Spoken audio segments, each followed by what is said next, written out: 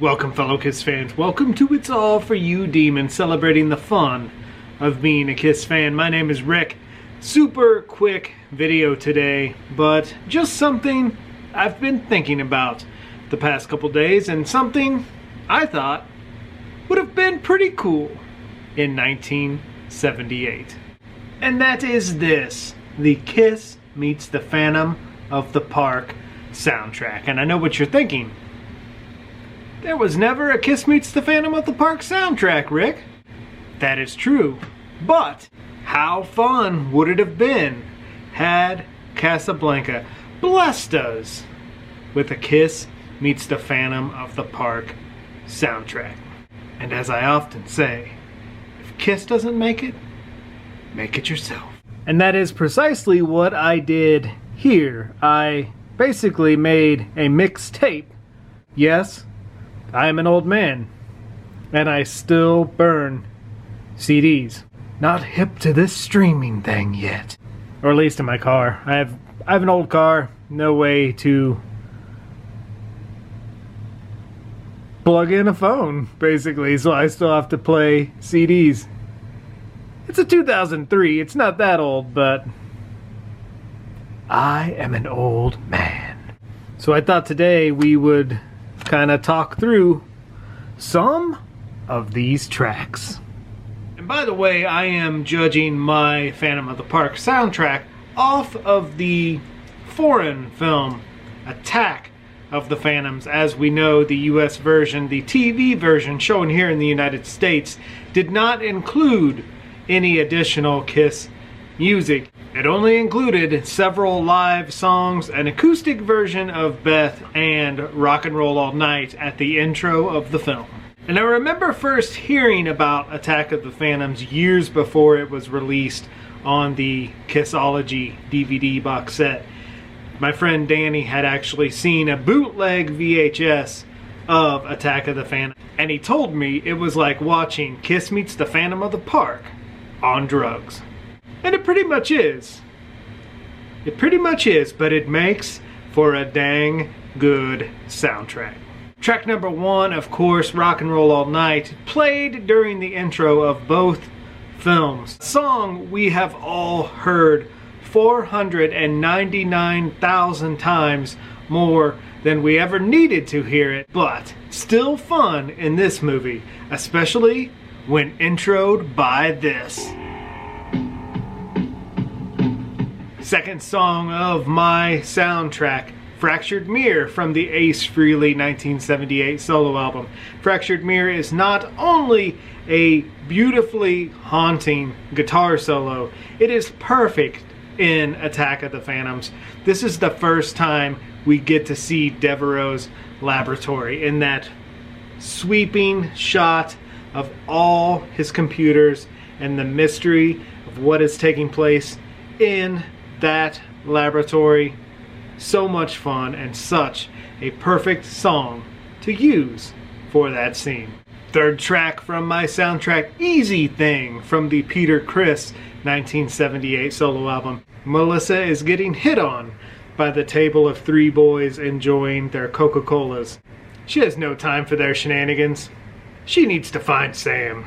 Track number four is one of my favorite tracks from the Gene Simmons 1978 solo album, Mr. Make-Believe, one of my all-time favorite songs, very close to my heart, but I always felt it was very odd in Attack of the Phantoms. It is played as Devereaux is being fired by Calvin and vows his vengeance on Calvin, Kiss, and the park. In Kiss Meets the Phantom, the TV version, it plays out very nice because there is no music and you just continually hear that announcer over the background saying, "Kiss tonight, Kiss tonight." And you kind of see it working in Devereaux's mind that this man is insane. In Attack of the Phantoms, they're playing Mr. Make-Believe, and although it's a great song, it really kind of takes away from the scene a little bit for me. But I still love the song, and I still love its inclusion in Phantom. The fact that it has a place in Phantom at all even makes it closer to my heart. Next up, of course, would be a song that's included in the US version and Attack of the Phantoms, and that is Shout It Out Loud. For my CD, for my mix tape, if you will, I added Shout It Out Loud from Alive 2. And to me, Shout It Out Loud from Alive 2 is so much fun because it is so summer, it's so amusement park, it's so Phantom of the Park. And even though the track appeared on Alive 2 a year prior, I still think it would be cool if Casablanca had released a Phantom of the Park soundtrack and included these live songs, because you know there would be an 8-year-old kid out there somewhere listening to that soundtrack, hearing Shout It Out Loud, even though he's got it on Alive 2, and he would be thinking, this is what Kiss played in Magic Mountain during Phantom of the Park, right before Paul shot the laser out of his eye. That kind of stuff is simple rock and roll fun. Track number 6 on my soundtrack, Hold Me, Touch Me, from Paul Stanley's 1978 solo album.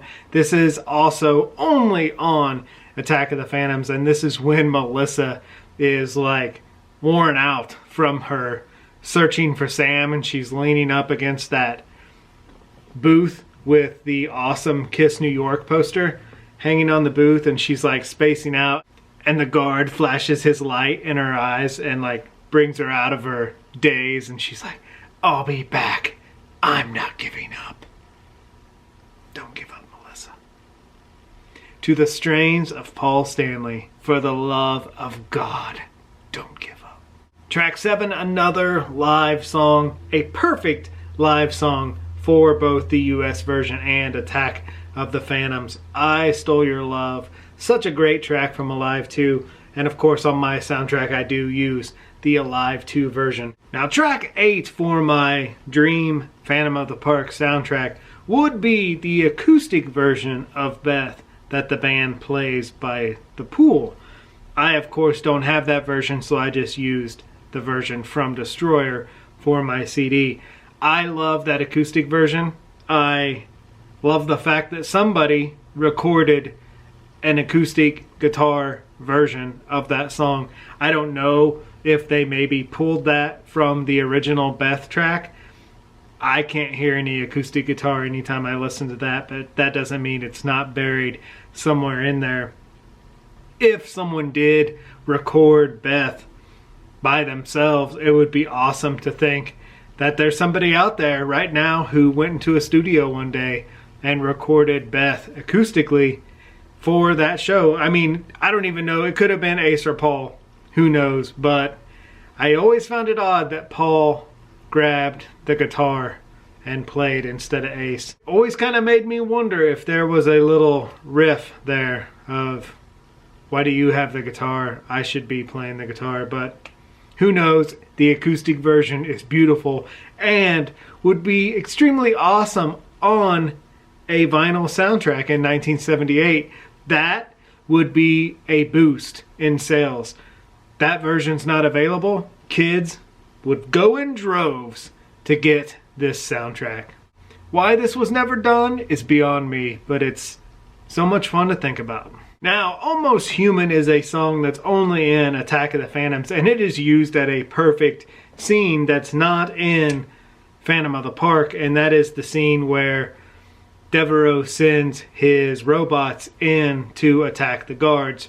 They are poisoned by poisonous green gas, knocked unconscious, and the robots come in and drag the guards out, all to the strains of Love Gun's 1977 Almost Human, which has such a delicious guitar riff. It's so menacing and so demon-like. A perfect song for this scene. Next up, Man of a Thousand Faces, another great song for a Gene Simmons demon scene in this film.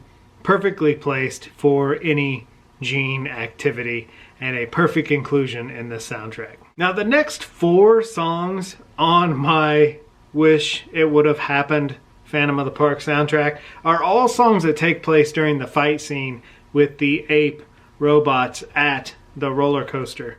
And those songs are New York Groove, The Kind of Sugar Papa Likes, Love in Chains, and Hooked on Rock and Roll. Now, of those 4 songs, really the only song that feels like a good fight song is New York Groove, because it has such a beat and such a punch in the gut kind of feeling to it. The kind of Sugar Papa likes, Love in Chains and Hooked on Rock and Roll are such odd choices for a fight scene. It's fun that they're in there because they are kind of odd choices, but especially Love in Chains. I don't know why you would play Love in Chains during a fight scene, but whatever. Somebody made the decision to put those solo album songs in to that wonderfully horrible, cheesy, but yet beautifully satisfying fight scene. And therefore, they made it to my soundtrack. Now the next to last song would also be an inclusion that would get kids to the record stores in droves to buy the Phantom of the Park soundtrack, and that is Rip and Destroy. I would love to find footage of Paul Stanley in a studio recording these vocals. Rip and Destroy on vinyl in 1978 would have sold millions. And to close out my soundtrack, one of my favorite moments from Phantom of the Park, and that is the Alive 2 God of Thunder ending during the credits. It's so beautiful as they spin Devereaux around and he has turned into a catatonic old man, to hear that hum of that bass and hear God of Thunder from Alive 2 start. And right when it starts, Gene just looks at the camera and it freezes and those credits begin to roll. That is summertime fun. That is what the fun of Phantom of the Park is all about.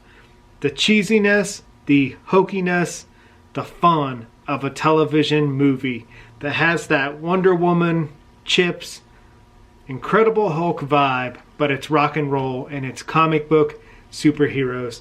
And it's Kiss Meets the Phantom of the Park. One of the greatest things ever. So there you have some of my thoughts on wouldn't it be cool if a Kiss Meets the Phantom of the Park soundtrack existed in 1978. I know it doesn't, but man, wouldn't that be fun. My name is Rick. This is It's All For You, Demon. Thank you for hanging with me today. Take care, be safe, never stop celebrating Kiss. And I will talk to you soon. And as I often say,